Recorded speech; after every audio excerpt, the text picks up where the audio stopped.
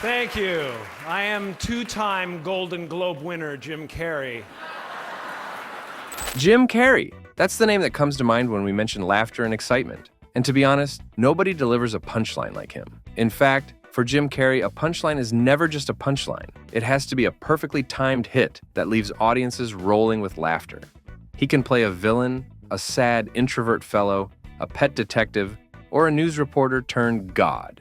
His energy and timing are contagious as soon as he walks onto the screen. Yet, his success isn't just luck. He has been dedicated to the craft and has a deep understanding of what makes us laugh. So, how does know the exact moment to turn an ordinary scene into a gut-busting one? That's exactly what we will look into in this video. The white man came. Back to when it all began. Jim Carrey's didn't get into comedy just because he was driven by a love for laughter. Yes, he had already started making funny faces from when he was young, but making it into a means of livelihood was born out of desperation. In a deeply personal interview with 60 Minutes, Carrey revealed that his incredible talent for physical comedy came from trying to lift the spirits of his sick mother. You have such an incredible talent for physical comedy. Where did that come from? Desperation. Desperation? I had a sick mom, man. I wanted to make her feel better. At the time, she had sadly been bedridden and often in pain, and young Jim did whatever it took to make her smile. Even if that meant bouncing off walls or outlandish impressions of praying mantises, comedy became his coping mechanism and a way to bring relief to his family's darkest moments. But life had more challenges in store. At 15, Jim's father, Percy, lost his job, and that took them into poverty. Interestingly, Percy himself was a naturally funny man, and growing up, he had dreams of becoming a comedian, and Jim stole all he knew from him. Now, did your mother or your father have a real rubber face that you inherited this from, or what? I stole everything from them. Instead, he had settled for the safer route of a steady job, a job he had just been sacked from. And since Jim admired his father's humor, he saw firsthand what happens when you don't chase your passion. That realization became a defining moment for Jim. Comedy wasn't going to remain a mere escape, it would become his calling.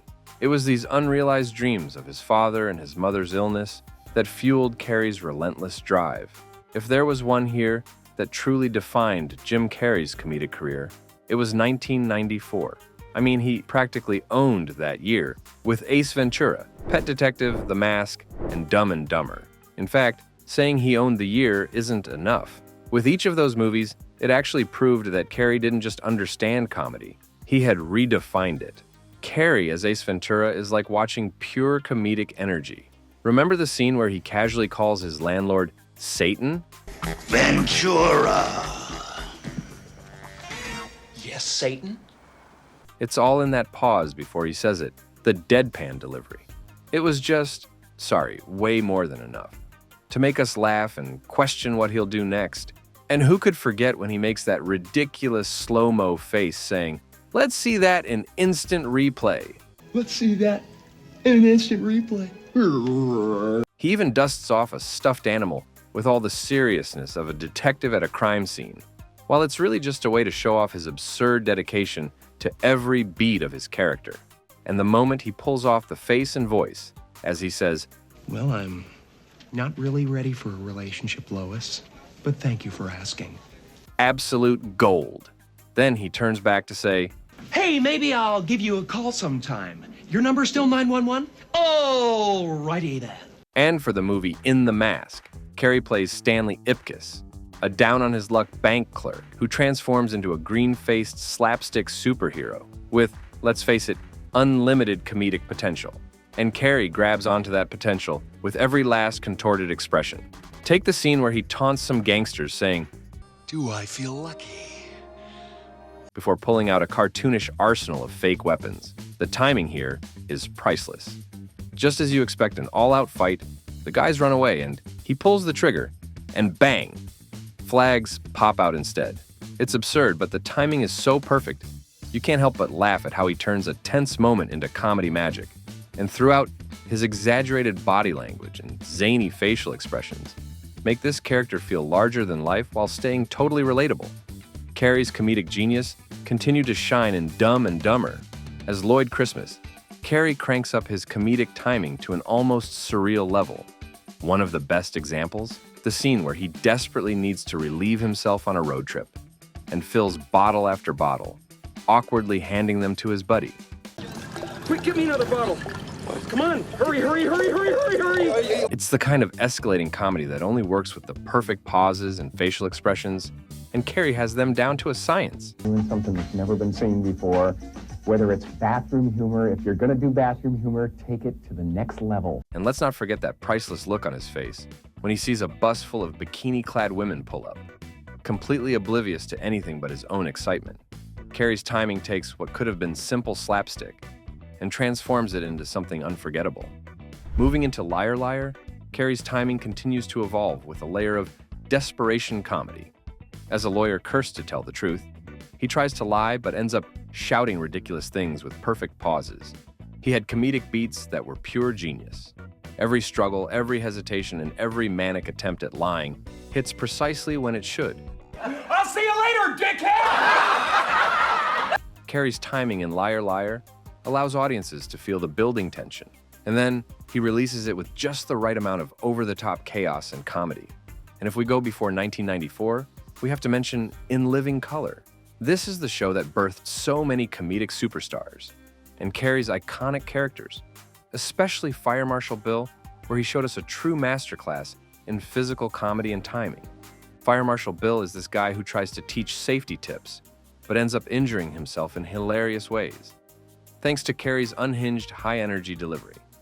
For many of us, this was the show we were introduced to his intense facial expressions and his wild body language.